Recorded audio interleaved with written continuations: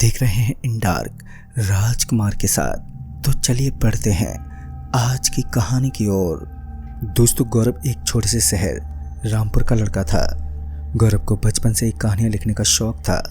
वैसे तो वो हर वक्त की कहानियाँ लिखना पसंद करता था, मगर उसे हॉरर कहानियाँ लिखना बहुत ही ज़्यादा पसंद थी। गौरव को भूतों से काफ़ी ज़्यादा लगाव भी था और वो चाहता था कि उसकी कहानियाँ ज़्यादा से ज़्यादा लोगों तक पहुँचे। उसका एक सपना था कि उसकी मशहूर कहानियों पर कोई मूवी बनाई जाए, लेकिन गौरव एक मिडिल क्लास की फैमिली से था, इसलिए वो चाहकर भी क्या कर सकता था।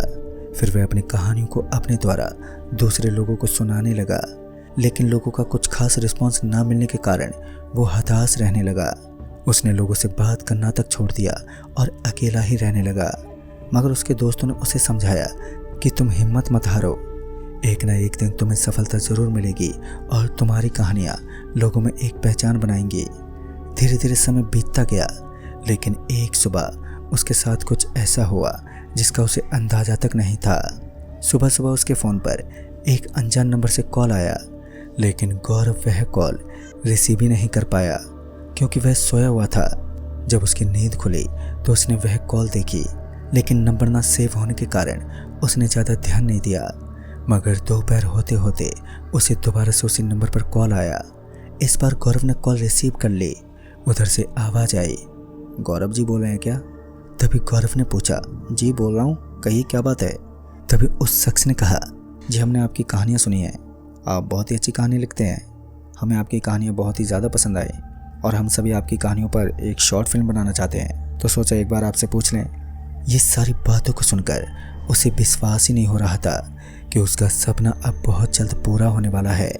गौरव की खुशी का कोई ठिकाना ना था और उसने तुरंत ही हामी भर दी। तभी कॉल करने वाले ने कहा, जी हम चाहते हैं कि आप हमारे यहाँ आ जाएं ताकि आपकी देखरेख में फिल्म का निर्देशन अच्छे से हो पाए। अगर आपकी हामी है तो हम आपका टिकट अभी बुक कर देते हैं। गौरव ने कहा, हाँ ठीक है, मैं तैयार हूँ। गौरव बहुत ही ज़्यादा खुश था, मानो उसने अपनी लाइफ की सक्सेस पाली हो, और उसका खुश होना भी एकदम से जायज़ था क्योंकि उसका सपना जो पूरा होता हुआ नज़र आ रहा था। उसने ये सारी बातें अपने दोस्तों को बताई तो उसके सभी दोस्त इस बात से काफ़ी खुश थे। फिर दूसरे दिन उसे कॉल आया कि उसका टिकट 2 दिन का बाद का हुआ है और गौरव का टिकट उसके शहर के पास वाले स्टेशन से मुंबई के लिए हुआ था। पास का स्टेशन गौरव के शहर से थोड़ा बाहर एक सुनसान जगह पर था, जहाँ पर काफ़ी कम लोगों की चहलकदमी थी। वो काफ़ी सुनसान स्टेशन था और कुछ लोग तो उसे भूतिया स्टेशन भी कहा करते थे। और शाम होने के बाद बहुत ही कम लोग उस स्टेशन की तरफ जाते थे। उसके दोस्त और घर वालों ने उसे बहुत मना किया, मगर गौरव ने इन सब छोटी बातों पर बिल्कुल भी ध्यान नहीं दिया। गौरव के 2 दिन बहुत मुश्किल से बीते और उसे बस अपने टिकट वाले दिन का ही इंतज़ार था, और उसका वो इंतज़ार भी अब ख़त्म हो गया। वहाँ से निकलने वाले दिन वो काफ़ी बिजी था। उसने सारा सामान तो पहले से तैयार कर रखा था और वो उस दिन ट्रेन के निर्धारित समय से लगभग आधे घंटे पहले ही स्टेशन पर पहुंच गया और फिर वो वहीं बैठकर अपनी ट्रेन का इंतज़ार करने लगा। गौरव अपने फ़ोन को चलाने में बिजी था। तभी उसने फ़ोन में देखा तो उसने पाया कि ट्रेन के आने से ज़्यादा का समय हो चुका है। तो वह ट्रेन का स्टेटस जानने के लिए वहाँ के लोगों से बात करने लगा। तब उसे पता चला कि ट्रेन अपने निर्धारित समय से काफ़ी लेट हो चुकी है। वो वहाँ पर बैठे बैठे अब बोर होने लगा और ट्रेन को आने में भी बहुत समय था। अभी धीरे धीरे सूरज ढलने लगा और अंधेरा छाने लगा। तभी गौरव को स्टेशन परिसर में ही दूर एक बूढ़ा आदमी दिखाई दिया। तो गौरव सोचने लगा शायद वो भी उसी ट्रेन का इंतज़ार कर रहे हैं। वो अपनी जगह से उठकर अपने बैग को लेकर उस बूढ़े आदमी की ओर चल दिया और वह उस आदमी के पास पहुंचकर उनसे पूछने लगा, बाबा आपको कहाँ जाना है? तो वो बूढ़ा आदमी बोला, बेटा मैं कहीं नहीं जाता, मैं बस यहाँ बैठकर भटके हुए लोगों की मदद करता हूँ। और हाँ बेटा, रात के 8 बजे के बाद तुम उस ट्रेन में मत बैठना, क्योंकि जो भी उस ट्रेन में बैठा है आज तक नहीं बचा। गौरव ने पूछा, पर कौन सी ट्रेन बाबा? तब उस बूढ़े आदमी ने कहा, वही ट्रेन जो मुंबई तक जाती है। वैसे तुम्हें कहाँ जाना है बेटा? तो गौरव ने झूठ बोल दिया, मैं तो अपने एक दोस्त का वेट कर रहा हूँ, वो आने ही वाला है। तब तक वह बूढ़ा आदमी उसे एक तावीज़ देता हुआ बोला, बेटा अगर तुम्हारे दोस्त के आने में समय लगे और अगर तुम्हें डर लगे तो ये ताबीज़ अपने गले में पहन लेना, और फिर थोड़ी देर के बाद वह बूढ़ा आदमी भी वहां से चला गया। अब गौरव पूरे स्टेशन में वहां पर अकेला था और किसी को पास ना देखकर वह अपना फ़ोन चला रहा था। वो अपने फ़ोन को चलाने में व्यस्त था। फिर कुछ देर के बाद उसे ट्रेन की सीटी सुनाई पड़ी। गौरव ने देखा कि एक ट्रेन उसके पास आ चुकी है। उसने जल्दी से अपना फ़ोन जेब में रखा और ट्रेन पकड़ने के लिए वो आगे बढ़ा। जल्दी से वह एक डब्बे में जाकर बैठ गया और उसने उस डब्बे में चारों तरफ निगाहें दौड़ाई तो उसने पाया कि उस पूरे डिब्बे में उसके अलावा और 3 ही लोग थे। वो थोड़ा डर गया, कहीं ये वही तो ट्रेन नहीं जो उस बूढ़े आदमी ने बताई थी। लेकिन उसने अंदर बैठे लोगों को देखा तो उसे सब कुछ नॉर्मल लगा, तो गौरव भी उनके पास जाकर बैठ गया। तब तक ट्रेन चल पड़ी। गौरव बहुत ही लॉयल और खुशी मिजाज का लड़का था, तो वह बहुत ही जल्दी किसी से बात करने लगता था। बातों ही बातों में कब शाम से रात हो गई उसे पता ही नहीं चला। लेकिन गौरव को उन तीनों का बर्ताव अजीब लग रहा था। वो तीनों दिखने में अलग लग रहे थे। ऊपर से उन तीनों के पास कोई बैग भी नहीं था। फिर गौरव थोड़ी देर के लिए डरता रहा, लेकिन गौरव को लगा कि ये उसका वहम है। लेकिन धीरे धीरे बात करते करते सब कुछ साधारण हो गया और अब गौरव का डर भी लगभग समाप्त हो गया। बातचीत के दरमियान ये पता लगा कि ये सभी भी मुंबई जा रहे हैं और अब धीरे धीरे 11 बज चुके थे और सभी लोग रेस्ट करने लगे। मगर गौरव को नींद कहाँ आ रही थी, क्योंकि वो तो खुशी से पता नहीं क्या क्या सोच रहा था। वो अपनी अलग ही दुनिया में खोया हुआ था। जब सभी लोग सोने लगते तब गौरव जाकर खिड़की के पास वाली सीट पर बैठ गया और खिड़की से बाहर की ओर देखने लगा। रात का सन्नाटा बहुत ही ज़्यादा डरावना था। अंधेरे के कारण कुछ ज़्यादा दिखाई भी नहीं दे रहा था। कीटों की आवाज़ और ट्रेन की सीटी के अलावा और कुछ भी सुनाई नहीं दे रहा था। ट्रेन अपनी पूरी रफ्तार में चल रही थी। कुछ देर ट्रेन चलने के बाद ट्रेन एक छोटे से स्टेशन पर आकर रुकी। वो स्टेशन एकदम वीरान था। ना ज़्यादा लाइट थी और ना ही वहाँ पर कोई स्टेशन का स्टाफ था। बस 1-2 बल्ब जहाँ तहाँ जल रहे थे ताकि कुछ दिख सके। स्टेशन के आसपास खेत और खलिहान थे और स्टेशन परिसर में भी छोटे छोटे घास के पेड़ पौधे दिख रहे थे।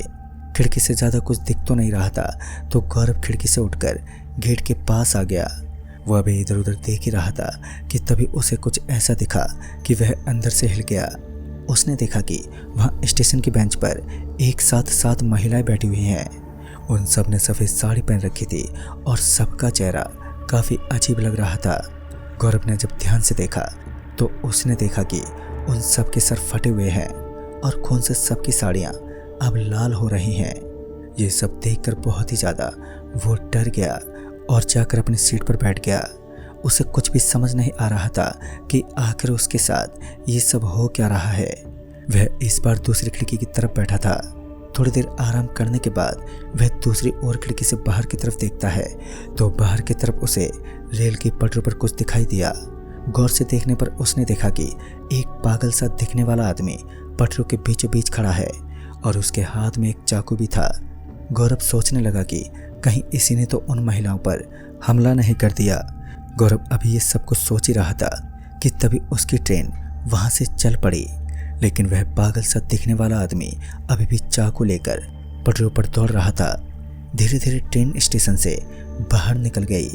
तब तक उसने देखा कि जो आदमी चाकू लेकर दौड़ रहा था अब वो उसी डब्बे के अंदर चढ़ गया। गौरव को सोच पाता तब तक उसने देखा कि वो पागल जैसा दिखने वाला आदमी दौड़कर उसकी तरफ आया और उस पर चाकू से वार किया। गौरव अपने हाथों से रोकते हुए जोर से चिल्लाया। उसके चिल्लाने की आवाज़ सुनकर डिब्बे के बाकी के सभी लोग भी एकदम से जाग गए। जब गौरव को कुछ देर तक कुछ नहीं हुआ तो उसने आंखें खोलकर देखा तो उसे वहाँ पर वो आदमी कहीं पर भी दिखाई नहीं दिया। तभी लोगों ने पूछा, अरे भाई क्या हुआ आपको? तब गौरव ने टालते हुए कहा, कुछ नहीं, बस एक डरावना सपना था। इन सारी घटनाओं के कारण गौरव ने अपनी खिड़की बंद कर दी और सोने के लिए वो ऊपर वाली बर्थ पर चला गया। गौरव कुछ समझ ही नहीं पाया कि आखिर उसके साथ हुआ क्या है। धीरे धीरे गौरव को भी नींद आने लगी और गौरव सो गया। तभी रात के तकरीबन 2 बजे के करीब गौरव की नींद खुली और उसे बहुत तेज प्यास लगी। उसने अपना बैग देखा तो उसके पास पानी खत्म हो चुका था, क्योंकि जब वह सोने से पहले डरा था तो उसी समय वह अपनी बोतल का पूरा पानी गटक चुका था।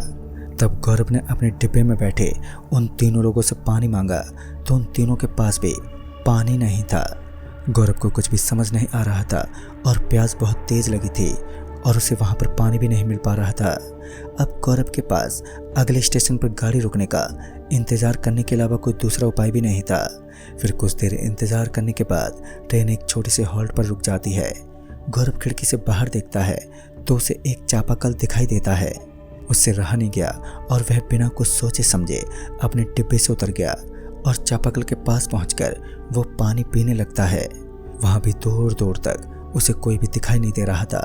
तभी दूर से जंगली जानवरों की भयानक आवाजें सुनाई देने लगी।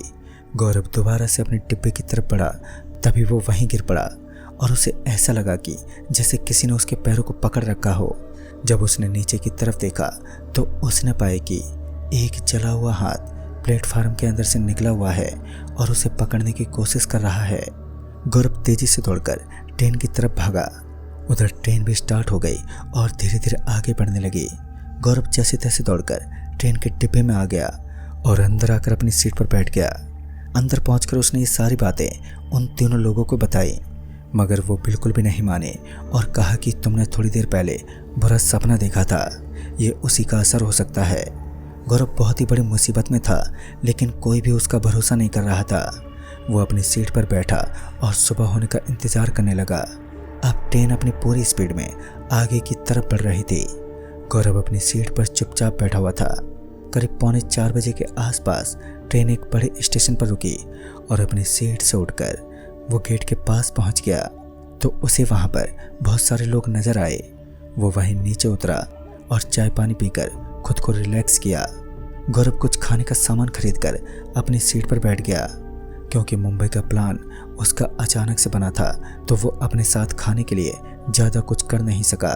अब ट्रेन उस स्टेशन से खुली और आगे की तरफ बढ़ी। अभी उसे एक और रात ट्रेन में बितानी थी और अगली सुबह उसे मुंबई उतरना था। सफ़र में आज का पूरा दिन यूं ही कट गया। गौरव पूरा समय रात में हुई घटना के बारे में सोचता रहा और उसे कुछ भी समझ नहीं आ रहा था कि उसके साथ हो क्या रहा है और उसके साथ और भी क्या होगा। धीरे धीरे शाम हो गई और फिर शाम से रात हो गई। गौरव सोचने लगा कि मुंबई पहुंचकर क्या करूं जिससे डायरेक्टर इम्प्रेस हो जाए और मेरे काम करने के तरीके और बहुत ही ज़्यादा खुश हो जाए। तभी गौरव सोचने लगा कि कल सुबह ही मुंबई पहुंचना है, बहुत सारा काम भी करना होगा, तो थोड़ा आराम करना सही होगा। और यही सोचकर वो सोने के लिए लेट गया। लेकिन इधर गौरव ये सोचकर काफ़ी परेशान था कि बड़ी ही अजीब ट्रेन है, इसमें ना कोई चढ़ रहा है और ना ही कोई भी उतर रहा है। ये सब बातें सोचते सोचते गौरव को नींद आ गई और वो सो गया। रात को उसकी नींद खुली। जब उसकी नींद खुली तो उसे लगा कि ट्रेन कहीं पर रुकी हुई है। गौरव उठकर अपनी सीट पर बैठ गया और देखने लगा कि ट्रेन सच में तो कहीं पर नहीं रुकी हुई है। उसने खिड़की से बाहर देखा तो ट्रेन सच में एक सुनसान जगह पर रुकी हुई थी। गौरव सोचने लगा कि आखिर ट्रेन इस सुनसान जगह पर क्यों रुकी है। तभी उसे किसी के गिरने की आवाज़ सुनाई दी। ये आवाज़ उसी डिब्बे से आ रही थी जिस ओर बाकी के 3 लोग बैठे हुए थे और वहीं मांस जलने की भी उसे बदबू आ रही थी। गौरव उसे देखने के लिए उस बोगी की तरफ चल दिया और वहाँ जो उसने देखा तो उसे देखकर गौरव के अंदर डर बैठ गया। गौरव ने देखा कि इंसान जैसे दिखने वाले शैतान उन तीनों को मारकर उनका मांस खा रहे हैं और शैतानों के शरीर में आग लगी हुई है जिससे मांस जलने की बदबू आ रही थी। पूरे डिब्बे में खून ही खून फैला हुआ था। ये सब देखकर गौरव जैसे सुन्न पड़ गया। वो बेतहाशा डिब्बे से बाहर अपना बैग लेकर भागता है। उसे भागता देख वो शैतान भी इसी की ओर भागते हैं। गौरव अनजान और सुनसान जगह पर बेतहाशा भागता रहा। गौरव दौड़ता गिरता खुद को बचाने के लिए भागता रहा और वो शैतान इसका तेजी से पीछा करने लगे। तभी उसे उस बूढ़े आदमी की ताबीज याद आ गई और उसने वो ताबीज अपने बैग से निकालकर अपने गले में बांध लिया। तभी दूर से एक मंदिर दिखा। गौरव उस मंदिर की तरफ दौड़ा और वो जैसे तैसे उस मंदिर के पास पहुंचा। उसने पीछे मुड़कर देखा, तब तक वो शैतान मंदिर के करीब आकर वहीं से चिल्ला रहे थे। गौरव उनकी आवाज़ सुनकर वहीं पर बेहोश हो गया। जब उसे होश आया तो उसके पास मंदिर के पुजारी थे। वो उसे जगाकर पूछते हैं कि बेटा आप कौन हो और यहाँ कैसे आए? इस मंदिर में बहुत ही कम लोग आते हैं। गौरव ने अपनी सारी आपबीती पुजारी को बताई। तभी पुजारी ने कहा, बेटा मैंने भी सुना है उन बुरी शक्तियों के बारे में, लेकिन कभी सामने से नहीं देखा। गौरव वहीं मंदिर में तैयार हो गया और पुजारी जी के साथ ही मेन शहर में पहुंच गया। वो वहां से बस पकड़कर मुंबई में डायरेक्टर के घर पहुंच गया और अपनी आपबीती को ही वो कहानी बनाकर सुना देता है। कहानी डायरेक्टर को बहुत ज़्यादा पसंद आई और मुंबई से सारा काम पूरा करके वापस अपने शहर आ गया। तो वो उसी दिन शाम को उसी स्टेशन पर आ गया जहाँ से उसने मुंबई के लिए गाड़ी पकड़ी थी। तब उस बूढ़े आदमी ने जो बताया उससे उसके पैरों तले ज़मीन खिसक गई। लगभग 70 साल पहले इसी स्टेशन के पास कुछ लोगों ने अंग्रेजों के खिलाफ आंदोलन किया था और ट्रेन रोकी थी, लेकिन उस समय के अंग्रेजों ने उन सब पर बिना सोचे समझे बहुत सारी गोलियां चलवा दी थी, जिसमें बहुत सारे लोग मारे गए थे, जिससे गुस्साए किसानों ने ट्रेन में आग लगा दी थी और ट्रेन में भी बहुत सारे लोग जलकर मर गए। उसके कुछ दिनों के बाद से ही यहाँ पर लोगों की आत्माएं दिखने लगती हैं। दोस्तों, इस जगह पर काफ़ी लोगों की मौतें भी हुई थी और सरकार से इस स्टेशन को बंद करने की भी मांग की गई, लेकिन आसपास में कोई और जगह नहीं है जहाँ स्टेशन बनाया जा सके। इसलिए मैंने अपनी बाकी की ज़िंदगी यहाँ पर लोगों को बचाने के लिए लगा दी है। गौरव उस बूढ़े आदमी को बहुत धन्यवाद करता है और वापस अपने घर पर आ गया। तो दोस्तों, इस कहानी में बस इतना ही। तब तक के लिए बाय एंड टेक केयर।